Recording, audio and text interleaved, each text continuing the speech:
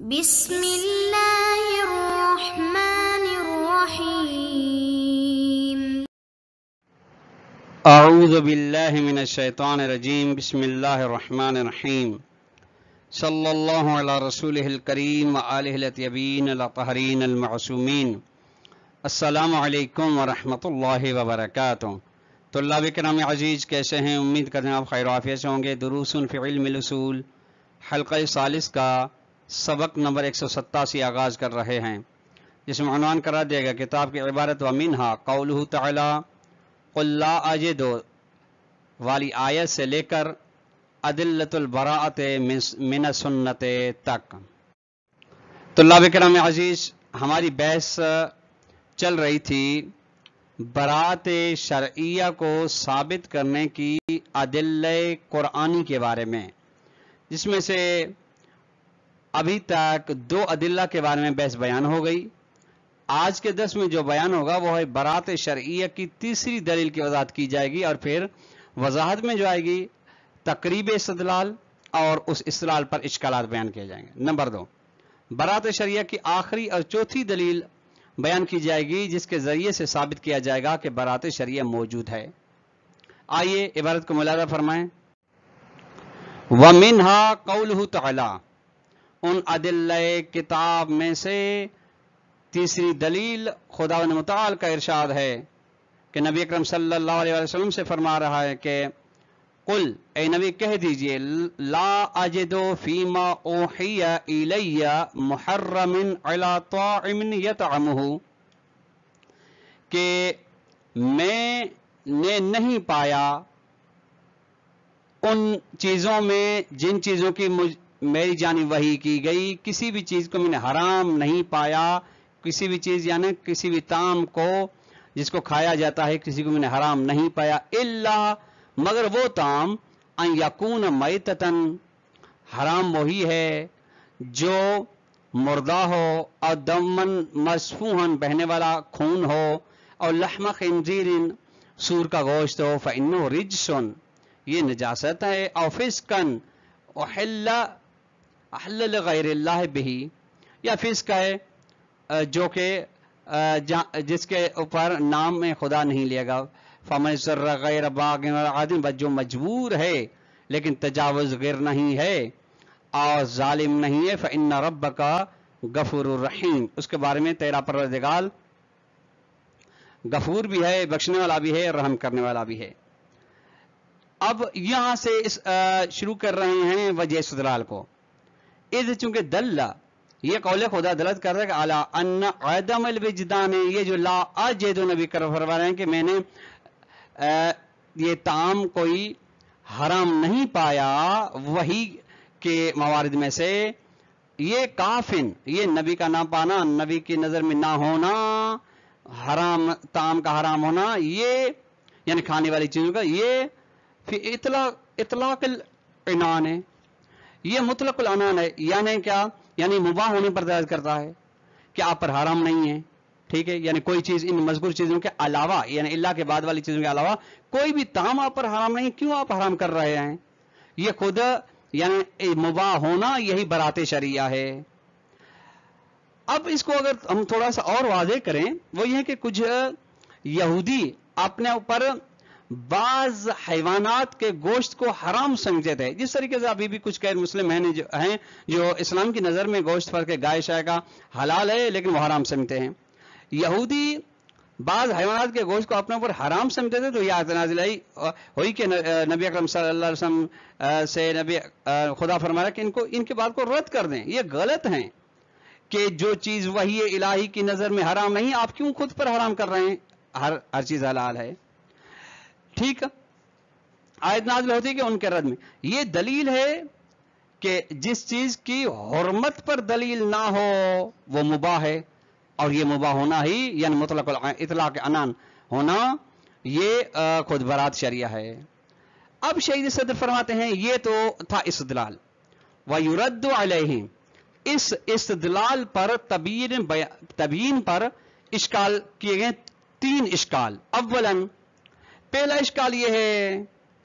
کہ جس کا خلاصہ یوں ہوگا کہ आदमुल विजदान नबी, यानी नबी अकरम ला आजिदो, ये जो फरमा रहे हैं मैं ना मैंने नहीं पाया, आदमुल विजदान नबी उन चीजों की बनिस्बत जो हराम हैं, ये दलालत नहीं करता आदमुल विजदान नबी बरात पर, क्योंकि ये आदमुल विजदान मुसावी हुर्मत वाक़िया के ना होने के साथ, यानी ये चीजें जो तुम अपने ऊपर हराम करार दे रहे हैं, ये यहूदी ये हुर्मत वाक़ई नहीं रखते, यानी शारे से हुर्मत वाक़ई सादिर नहीं हो ये, और ये महल बैस से खारिज है, क्योंकि महल बैस हमारी ये है कि हुर्मत ज़ाहिरिया को साबित किया जाए, जबकि ये आयत नाजिर है हुर्मत वाक़िया की जानिब, लिहाजा इस्तेलाल ताम नहीं है। अन्ना आदम विजदान नबी फीमा वहिया इलैहि, ये नबी का ना पाना उन चीजों में जो नबी अकरम सल्लल्लाहु अलैहि वसल्लम की जानिब वही की गई, ये युसावी को आदम हुर्मत वाक़ई हुर्मत वाक़ई नहीं रखती, जबकि हमारी हुर्मत ज़ाहिरी में बैसा है, लिहाजा महल बैस से खारिज। वसानियन, दूसरा इश्काल ये है कि ये भी महल बैस से खारिज है। अच्छा क्यों? क्योंकि ये भी बरात को साबित नहीं करती। अन्नहु इन लम युसाविक आदमल हुर्मत वाक़ियन, अगर ये फर्ज कर लें कि मसावात नहीं रखती, बराबरी नहीं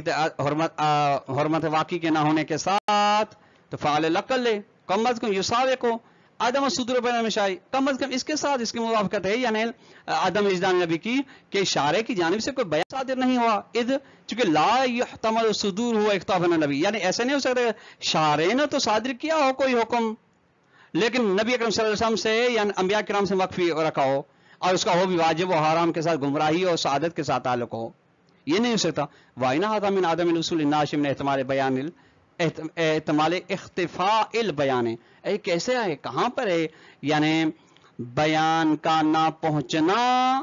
वो ना पहुंचना जो पैदा किस उस एहतमाल से हो सकता है मख्फी हो इसलिए ना पहुंचा हो, ये बस सालिसन। लिहाजा ये महल बैसे ये जुदागाना एक चीज है हो गई जो कि महल बैसे हमारे से खारिज है। वसालिसन, नंबर 3 है कि अन्न इतलाक या मुतलक इनान मुतलक, यानी हर किस्म के, यानी इन चीजों के अलावा, इल्ला के बाद वाली चीजों के अलावा आपके लिए जायज हैं, हलाल हैं, मुबाह हैं, ये हर किस्म का कद कमा कद यकून बिलिहाज असल अमलियन, कभी कभी असल अमली के लिहाज से हैं, ठीक है, और कभी कभी क्या है, अच्छा असल अमली यानी आयत में जो ये इनान का मुतलक होना है, ये साबित नहीं करता बरात को, कि आप बरात को ला अजिदो फीमा वहिया के जरिए से आप साबित कर सकें, बल्कि ये इतलाक दलालत करता है कि हिल्लियत पर दलालत करने वाली दलील मौजूद है और हुर्मत पर दलालत करने वाली दलील मौजूद नहीं है, और हुम्मत हिल के जरिए से, हुम्मत हिल क्या है, माफिल अर्दे फर्ज करें कि आपके लिए जो जमीन में है वो आपके लिए हलाल है, ये इसको कोई तखसीस नहीं लगाई गई किसी भी मुखासिस के जरिए से या असल के जरिए से। कद यकून बिलिहाज असलम, कभी असल अमली के जरिए से, मतलब कद यकून हो बिलिहाज उम्मत हिल, कभी उम्मत हिल के जरिए से कि हर चीज तुम्हारे ऊपर हिल लकुम अलैकुम माफिल अर्दे अल्लती ला युरफउ यद अन्हा इल्ला बिमुखस्सिसिन वासिलिन, इससे हम उम्मा से हाथ नहीं उठा सकते सिवाय कोई मुखस्सिस आए जो इनसे हम उस उम्म से हाथ उठाए, या कोई असल आके साबित करे। वमिनहा कौलु तआला, चौथी और आखिरी दलील बरात शरिया की वो ये है कि कौलु तआला वमा कान अल्लाहु लियुदिल्ल कौमन बाद इज़ हदाहुम, हर खुदा ऐसे नहीं करता कि गुमराह करे किसी कौम को उसको हिदायत करने के बाद, ऐसा नहीं करता कभी भी। हत्ता युबय्यना, अच्छा कब तक, यहां तक के बयान कर दे खुदा उस कौम के लिए वो चीजें, वो अशिया यत्तकूना, जिनके बारे में तकवा इख्तियार करते हैं, उनसे डरते हैं। अल्लाह बिकुल्ले शैइन अलीम, खुदा मुताल हर शय पर इल्म रखता है। वह तकरीबुल इस्तिवाअ कमा तकन फिर हल्का सवाल, इसकी तबीन शेख सदर फरमाते हैं वो ये जो हल्के सानियों में बयान हो चुकी है, वो यही है कि गुमराही इकाब है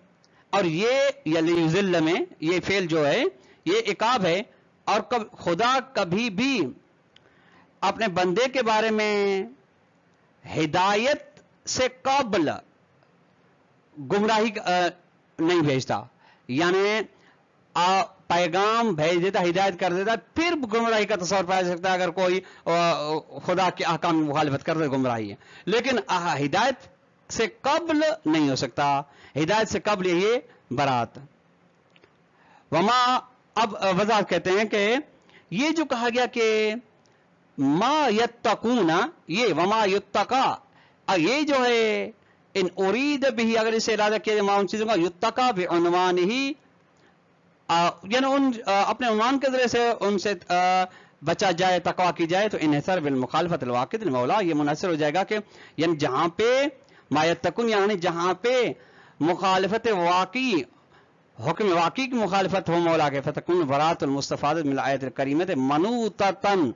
بعدم بیان واقع، یہ تب ہو سکتا ہے جب مخالفت حکم واقعی ہے تو یہ مشروط ہو اس کے پاس کہ واقعی بیان، یعنی امر واقعی نہ پہنچا ہو۔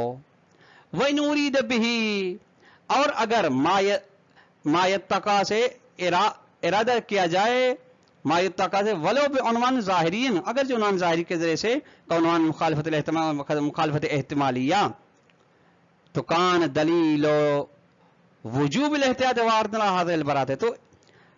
اب حکومت ورود والی بحث یہاں پہ پیش آئے گی کہ دلیل احتیاط جو ہے، وجوب احتیاط، وہ ورود ہوگی، وارد ہوگی، دائرہ تنگ کرے گی اس برات کا، کیوں؟ لأنه بیان، اچھا برات کا موضوع کیا؟ عدم البیان، جبکہ احتیاط کیا ہے؟ بیان، اگرچہ بیان عقلی، لأنه بیان لما یتقا بهذا البیان، چونکہ یہ بیان ہے اس چیز سے جس کے بارے میں اس معنی میں تقویٰ کیا جاتا ہے، ما یتقون ہے۔ تو اللہ بکلام عزیز آج کا درس اپنے اختتام کو پہنچا۔ السلام علیکم ورحمۃ اللہ وبرکاتہ۔